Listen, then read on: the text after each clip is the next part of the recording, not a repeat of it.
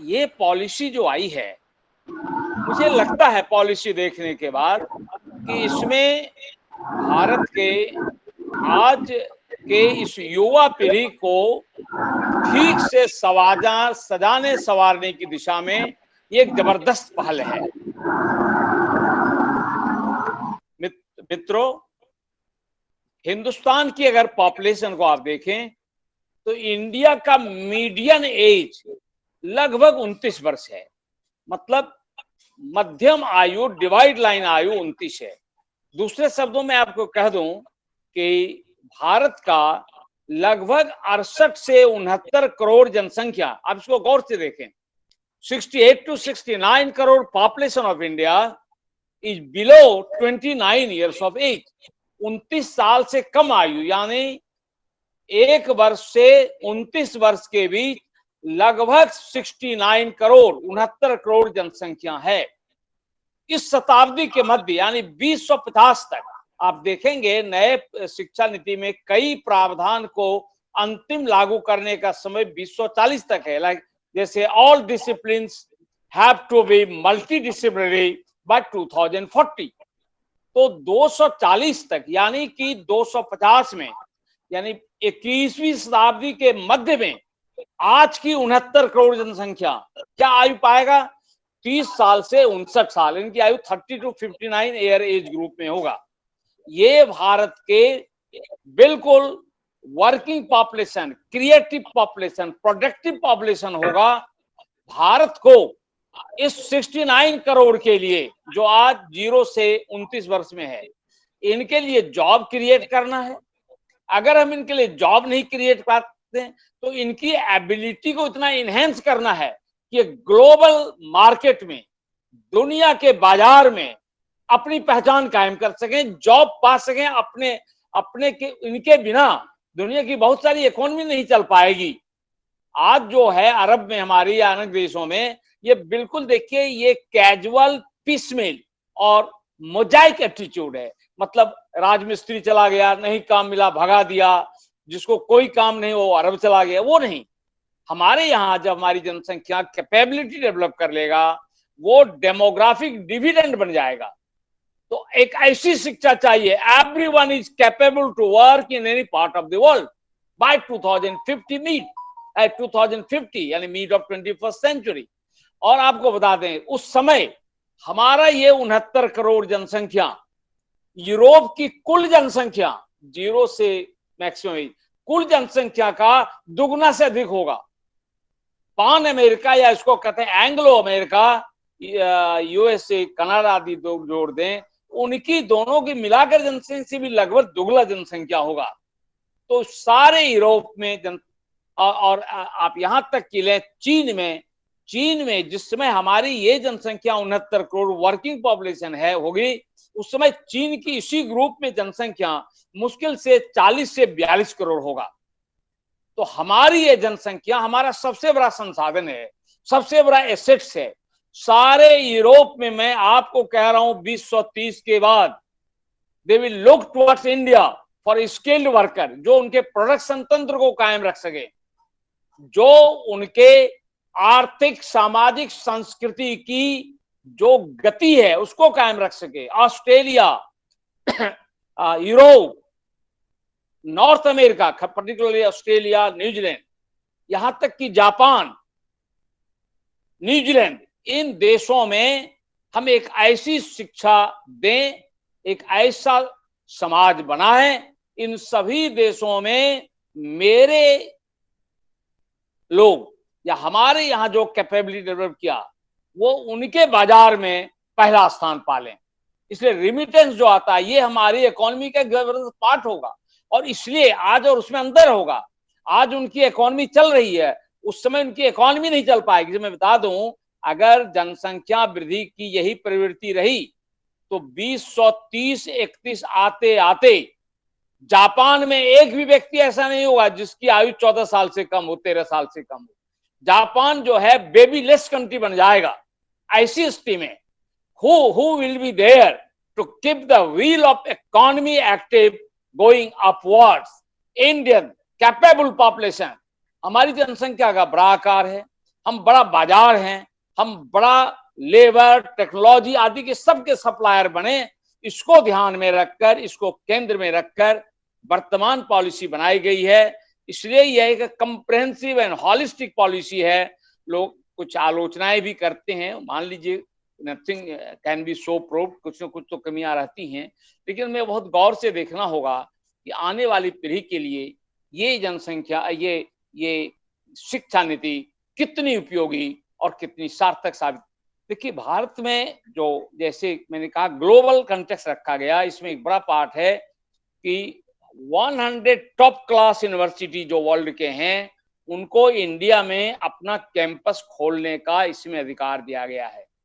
इसका उद्देश्य यही है कि वर्ल्ड क्लास यूनिवर्सिटीज के कैंपस में हमारे बच्चे जब पढ़ेंगे तो उनकी डिग्री उनके देशों में, जो यहाँ डिग्री लेंगे, उनके देशों में जाकर, मेनली तो यूरोप के देश हैं, अमेरिका हैं, ये जो जापान है, ऑस्ट्रेलिया है, तो इन देशों में जो विविध रोजगार के क्षेत्र होंगे, शोध के भी क्षेत्र होंगे, स्किल बेस्ड वर्क होंगे, इसमें इन्हें आसानी से पैसेज मिलेगा, एंट्री मिल जाएगी, because top universities of those countries will have the campus with in India.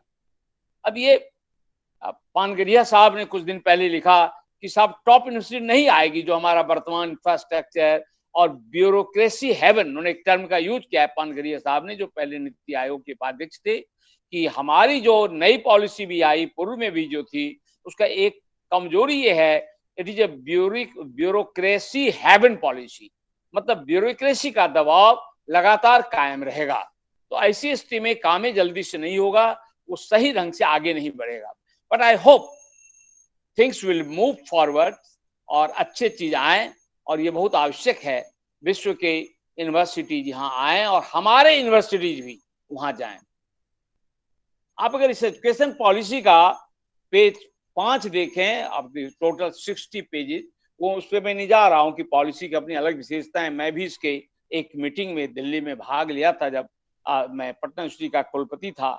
तो शिक्षा मंत्री जी ने, वर्तमान मानव संसाधन मंत्री जो शिक्षा मंत्री होंगे, उन्होंने एक चुने हुए कुलपति और कुछ शिक्षाविदों का एक सम्मेलन इस पर डिस्कशन के लिए बुलाया था, जिसमें उन्होंने खुद कहा कि ये अब अंतिम है, अब हम लोगों के विचारों को, सजेशंस को नहीं लेंगे। And by that time almost 3 lakh suggestion आ चुके थे।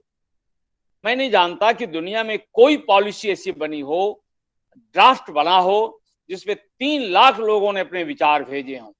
चाहे आपको इस सरकार से मतभेद हो, सैद्धांतिक आदि कुछ भी, लेकिन आपने अपना विचार दिया, उसको कंसीडर किया गया, और 400 पेज से अधिक की पॉलिसी को finally it is cut to 60 page. तो इस पे बहुत एक्सरसाइज किए गए, ऐसा नहीं है कि it is A one day thoughts, इस पे सभी विचारों को ध्यान में रखा गया। तो पेज 5 में अगर देखिएगा आप, तो इसमें एक बड़ी महत्वपूर्ण चीज कही गई है कि साहब there are 5 pillars of the policy. इसको जरा गौर करें, 5 pillars. 5 pillar, 1 is the access, पहुंच, इक्विटी, बराबरी, क्वालिटी, एफोर्डेबिलिटी, अकाउंटेबिलिटी। ये 5 बिंदुओं को केंद्र में रखकर नई शिक्षा नीति को आगे ले जाना होगा, चाहे राज्य लागू कर रहे हो, केंद्र।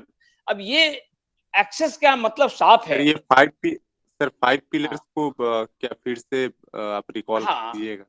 Page number 5 new education policy 60 page में है, जिसके पेज 5 में आप देखिएगा गौर करते, जिसमें हेडिंग है principles of the policy. Principles of the policy में लिखता है कि ये 5 पिलर्स ऑफ द पॉलिसी, स्तंभ हैं, कॉलम हैं, जिसके इर्द गिर्द इस शिक्षा नीति को बनाया गया है।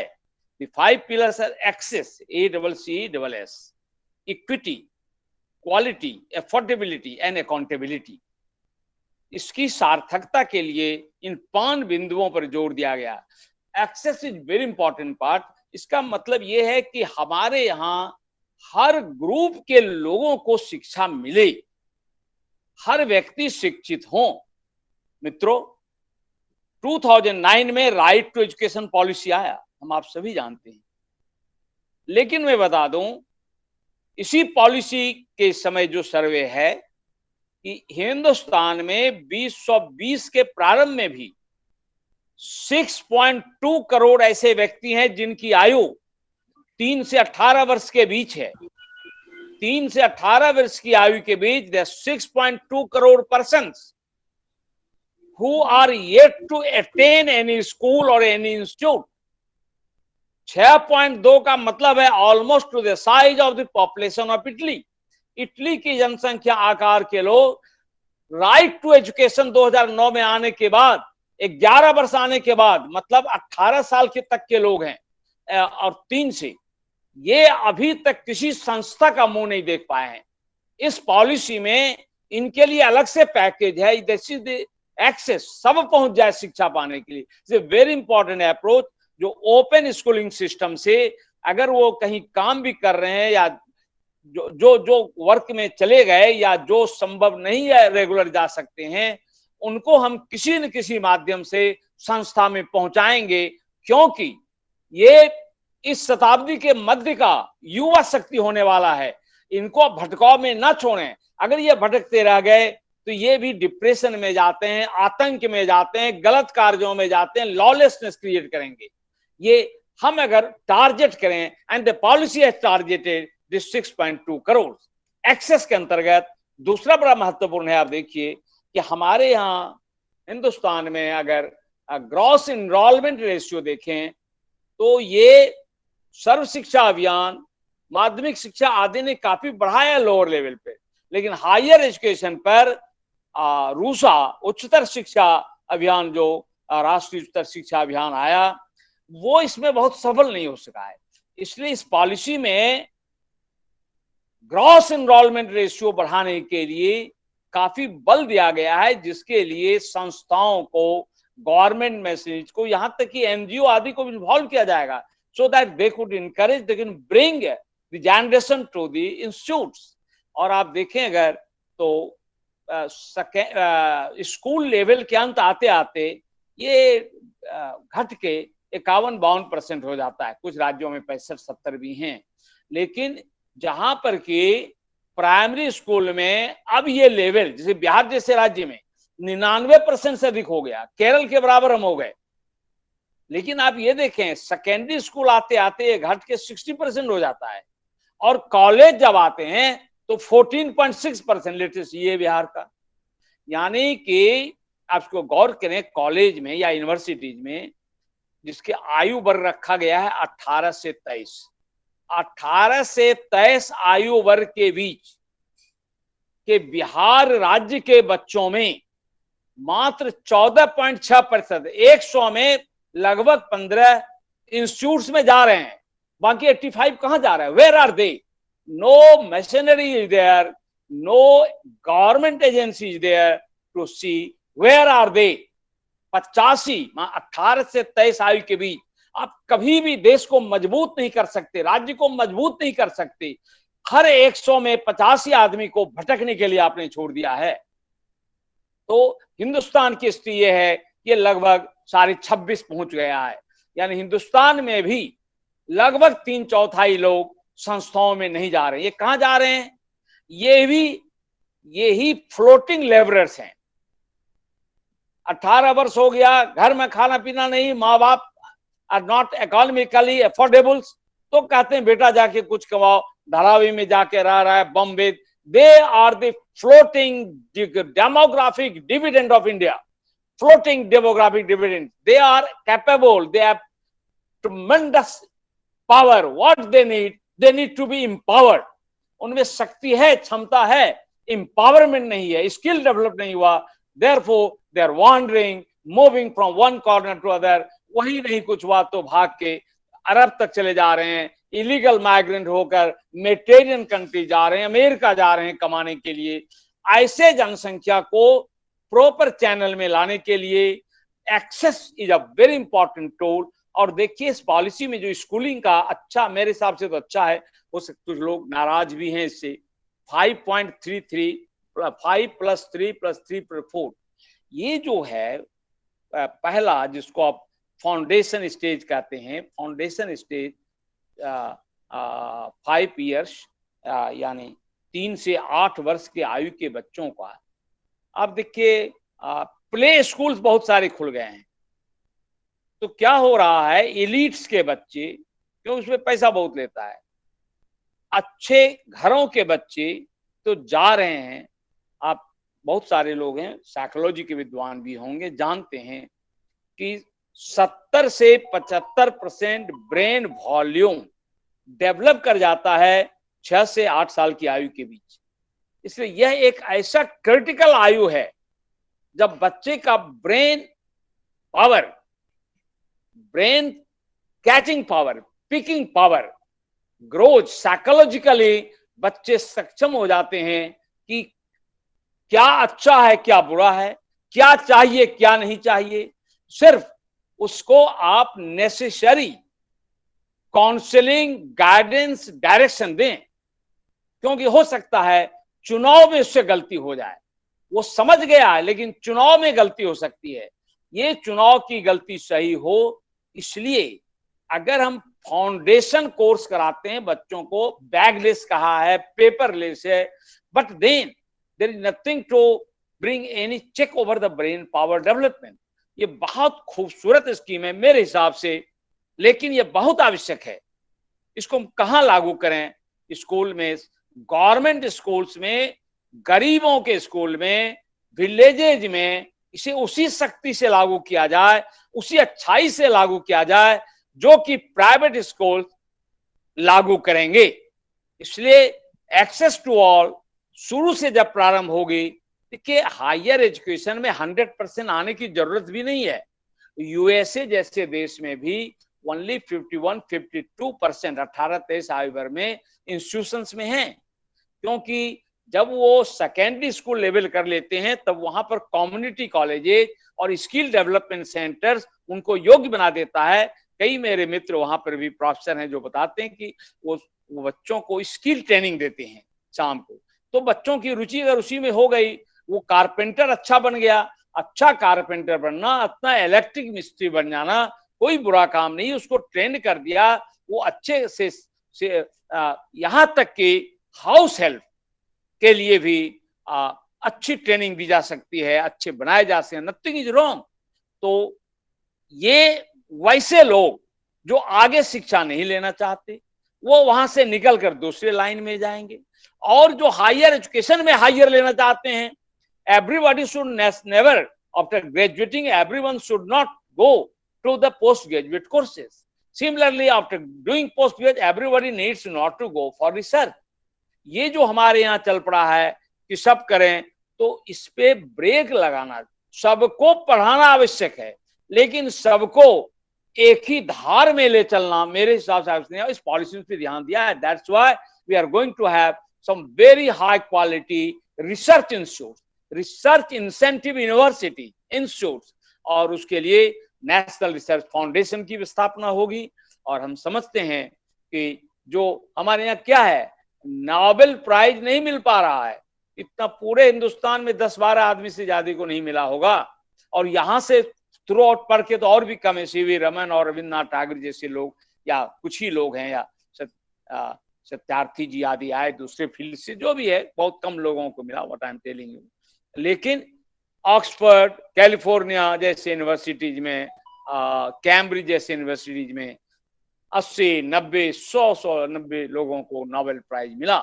इसलिए कि हायर एजुकेशन में जब गए, पोस्ट ग्रेजुएट किया, तो उनका एक रुचि एक पर्टिकुलर फील्ड में डेवलप कर गया। Therefore, he or she can excel in that particular. My feeling is that access means everybody get accessibility to higher education as per their mindset, as per counseling, as per capability, as per own understanding, as per requirements. अपना समझ तब तक बढ़ जाएगा, बच्चों से लेकर अधिक तक सब में एक्सेसिबिलिटी के अलग अलग आयाम निर्धारित किए गए हैं। उसको इक्विटी का मतलब साफ है।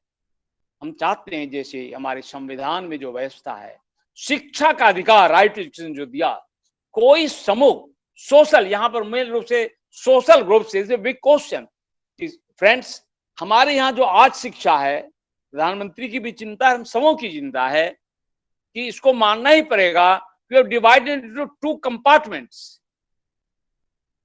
accessible people's education, inaccessible. Excel मतलब है जो शहरों में है, जो थोड़े खाते पीते अच्छे हैं। ये देखिए मित्रों, एक कटु सच्चाई जो है, दो बड़ी सच्चाई है जो हमारी शिक्षा को तबाही का दौर दे रहा है।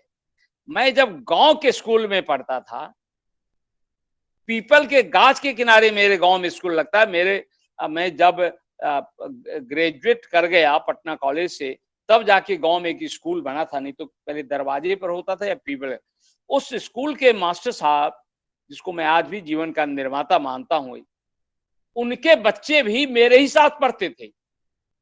उन्होंने अपने बच्चे को वहीं पढ़ाया जहां पर उन्होंने खुद शिक्षा ली, हमको दिया। मैं पढ़ के पटना विश्वविद्यालय में शिक्षक हुआ, चूंकि मैंने अपनी क्षमता का, उनके लड़के ने पढ़कर वो बीए ज्यादा नहीं पढ़ा, ट्रेनिंग लिया, हाई स्कूल का शिक्षक हो गया, लेकिन कोई नालायक नहीं हुआ, बेरोजगार नहीं हुआ। पीपल के गाछ के नीचे का पढ़ा हुआ कोई लड़का नालायक बेरोजगार नहीं हुआ, कोई नशाखोर नहीं हुआ।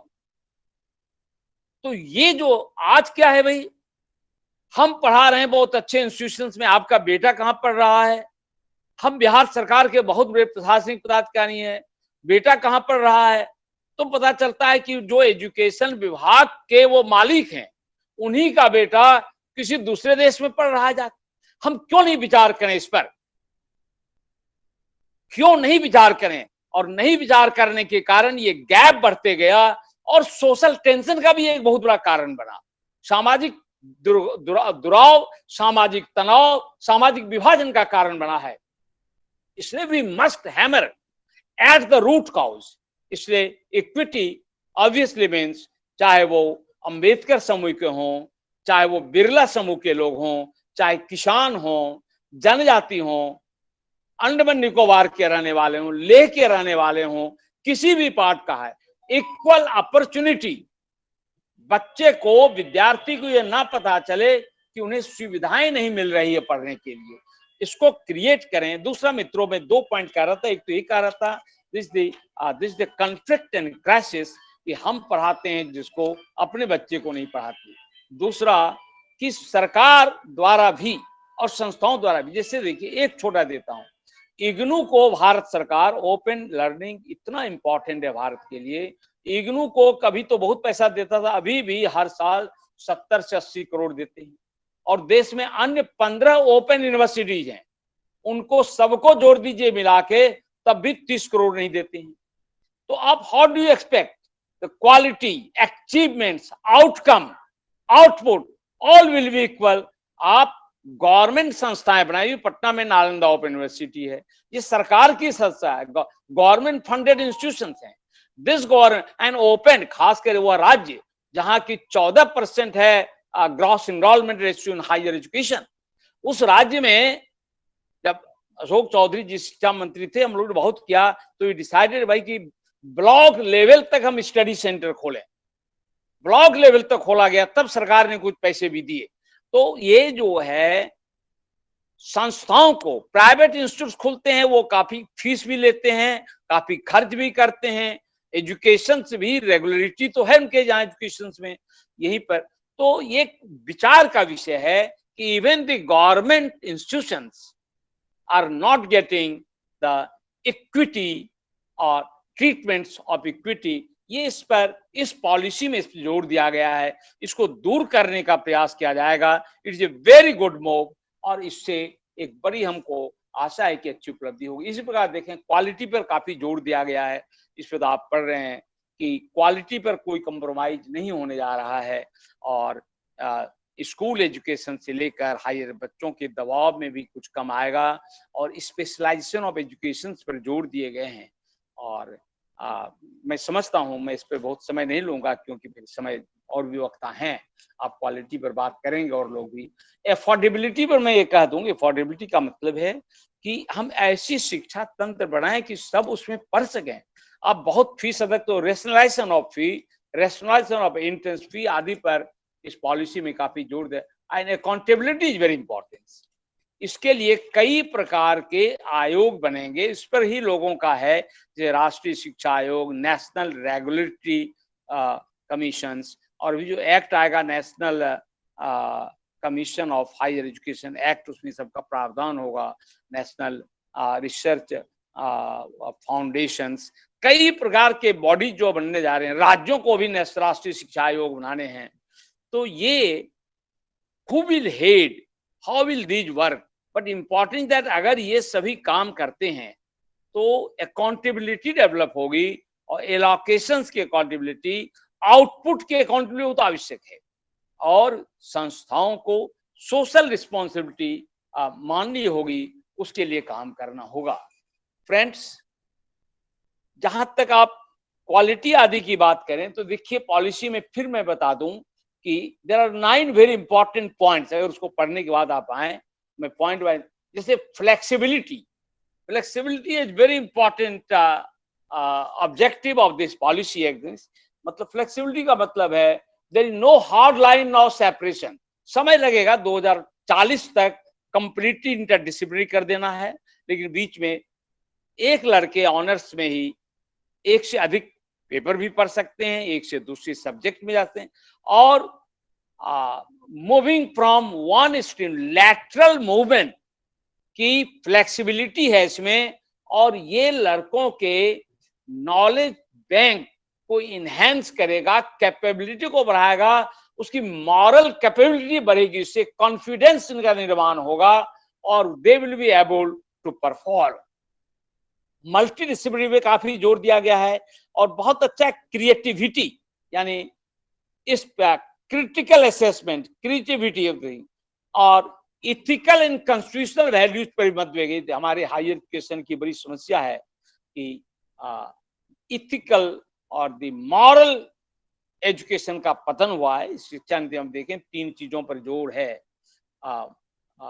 मदर टंग, मदरलैंड, ये इसी से जुड़ा हुआ है। ये पूर्व के शिक्षा नीतियों में इसकी बड़ी कमी रही, मदर टंग, मदरलैंड। क्योंकि मित्र, थोड़ा सा इस पर विचार करें कि किसी संस्थान के प्रांगण से अगर ये आवाज निकलती है, भारत तेरे टुकड़े हजार, कहीं पर बच्चे ईंटा पत्थर चलाते हैं, तो इसका दोष किस पर जाएगा? कोई प्रशासनिक नहीं है। हमने इन बच्चों को क्या पढ़ाया? जिन्होंने बंटवारे का हादसा नहीं देखा, बंटवारे के समय का दंगा नहीं देखा, आज वो कह रहे हैं कि तुम्हारे बाप दादे ने हमारे बहुत सताए हैं, अन्याय किया है, ईंट पत्थर चला रहे हैं, आतंकवादी बन गए। क्या हमने शिक्षा नीति में कहीं गलती नहीं थी? क्या हमने उन्हें शिक्षित, सही शिक्षित भारतीय बनाने का काम नहीं किया? क्योंकि वो ईंटा पत्थर चलाते हैं तो क्या है, जो heartland of the country, capital of country में कोई अगर इस प्रकार की बातें करता है, भारत तेरे टुकड़े हजार, तो इसकी दोष न माता पिता का है, न वो उभरते युवक का। दोष ये है हमने कैसी शिक्षा दी। महेश जोगी जी जापान गए थे 70 के दशक में, तो मैंने उनको खुद बोलते हुए सुना है, एक भाषण में उन्होंने कहा कि वहां पर मैंने 7th क्लास के बच्चों से कहा कि तुम मुझे जापान दे दो, इसके बदले में तुम्हें, तुम्हारे सारे परिवार को स्वर्ग लेकर चलूंगा। स्कूल के बच्चों ने एक साथ कहा, मैं भगवान बुद्ध का सर काट लूंगा लेकिन जापान नहीं दूंगा। ये स्कूली शिक्षा थी। जापान ने राष्ट्रवादी होना, राष्ट्रवाद की शिक्षा देना। कुछ लोग कहते हैं उग्र राष्ट्रवाद पनपा रहे हैं भारत में। ये उग्र राष्ट्रवाद नहीं मित्रों, विविधता के बीच एकता की खेती अगर करनी है, उस खेती का माध्यम शिक्षा होगा। महत्वपूर्ण यह है कि हर धर्म, हर जाति, हर समुदाय, हर प्रदेश के लोगों के मूल्यों की रक्षा हो, उनकी भाषा, उनकी परंपराएं, उनकी वेशभूषा, उनका खान पान, उनका रीति रिवाज, उनके धार्मिक मूल्य, सबका संरक्षण राज्य का दायित्व है और शिक्षा नीति का दायित्व है। हम समझते हैं इस शिक्षा नीति में इसको बड़ा जोर दिया है। That is the ethical and constitutional value, जो इस शिक्षा इसको कायम रखना चाहता है। और जब मैं कहता हूं मदर, मातृ, इसका मतलब not only the mother, basic philosophy of the policy is that कि हमारे जो फैमिली इंस्टीट्यूशन टूट रहे हैं, मैरिज इंस्टीट्यूशन टूट रहे हैं, न्यूक्लिएटेड से इंडिविजुअलिस्टिक परिवार उभर रहा है। हर रोज हमारे यहाँ इस प्रकार की जो परंपराएं उभर रही हैं, उसमें परिवार टूटता हुआ नजर आ रहा है। भारत एक ऐसा देश है जिसकी बुनियाद विलेज कम्युनिटी होता था, हमारे यहाँ विलेज क्लास नहीं होता है, वो सामुदायिक भावना पर आधारित है। इसलिए इस पॉलिसी को अगर गौर से देखें, शिक्षा को एक ऐसा तंत्र बनाना है जिसमें कि mother means the family institutions, mother tongue को बचाने का। आपने देखा भाषा पर बड़ी चर्चाएं हो रही, मैं उसका समय नहीं लूंगा, मैं लगता है ज्यादा समय भी आपका ले लिया हूं। तो भाषाओं की भी चर्चा होगी। और लेकिन ये बहुत अच्छी है कि कुछ लोगों ने प्रश्न उठाया, मुझसे भी पूछ रहे थे, जैसे बांग्ला भाषा को कुछ अंडर एस्टिमेट किया गया है। मैं नहीं जानता छूट गया है या क्या, लेकिन कोई ऐसा रोक नहीं है कि अगर कोई राज्य बांग्ला भाषा को तीसरे भाषा के रूप में पढ़ाएगा तो जहां तक मुझे मालूम है, मेरे कुछ विद्यार्थी दिल्ली में हैं प्रशासन में, उनका नहीं, ऐसा कोई रोक नहीं है इसमें। हाँ ठीक है, लिस्ट ऑफ लैंग्वेज में कहीं छूटा है, कुछ है, तो ऐसा कुछ नहीं है। मेरे दृष्टि से हर भाषा को बढ़ाने का, हर लिपि को बढ़ाने का इसमें प्रावधान है। हमारी जो अंगिका लिपि, तिरहुती लिपि, ये सारे विलुप्त हो रहे हैं, इनके संरक्षण का प्रावधान है। इसको जब डिटेल चॉकआउट होगा, पॉलिसी बनने, राज्य जब लागू करेंगे तो सबको इसके लिए प्रावधान है। इसी प्रकार स्किल डेवलपमेंट पर बहुत जोर है, क्योंकि everybody may not be scholar, everybody may not be researcher, everybody may not be innovators. Similarly, everybody may not have skill in a particular field of expertise. तो स्किल डेवलपमेंट के centres पे, और फिर इसमें देखिए आप लोकल इज वोकल, इस प्रकार की चीज जो प्रधानमंत्री ने कहा है, उसका संगत ये है कि लोकल भाषा, local ecology, local environment, local संस्कृति में, इन सबों के बचाव का प्रावधान है। एंड फ्रेंड्स, एक बड़ी अच्छी पंक्ति है इसमें, education is a public service, इस एक्ट में एक provision. So investment should not be taken, education investment should never be taken as a profit earning investment. तो अगर सोसाइटी, एजुकेशन में लगे हुए लोग, एजुकेशन इंस्टीट्यूशन स्थापित करने वाले लोग इसको मान लेते हैं, education is a public service, we are not investing to earn, investing to transform India, transform society, तो फिर बहुत अच्छी होगी। और मित्रों, नए भारत, एक प्रभावशाली भारत, क्यों भारत के दुश्मन बहुत उभर रहे हैं, इसका एक बड़ा कारण बता दूं कि अगर ये हमारी युवा पीढ़ी, no country has so creative potential demographic power, no country has, as we have, we only need to give it take off, और टेक ऑफ देने के लिए ये पॉलिसी आई है। हो सकता है कुछ खामियां हो, आने वाले समय में दूर होंगे, लेकिन on the whole I welcome this policy. और इसको लागू करने के समय बहुत महत्वपूर्ण है कि जो समस्याएं हैं उसको दूर किया जाए और अकाउंटेबिलिटी होगी इस पॉलिसी में। एंड आप सबों को धन्यवाद, आपने मुझे बोलने का समय दिया। कोई समय तो लॉट है नहीं, मैं अभी दुविधा में था, और बोलूं नहीं बोलूं, बल्कि हमको लगा कि समय शायद हो रहा है काफी, अदर्स हैव टू स्पीक। अब मैं नहीं जानता इंटरैक्टिव सेशन भी आपका है या नहीं है, but I will remain here and I am thankful to the organisers who extended this opportunity to me. I'm very, very thankful to you. Thank you.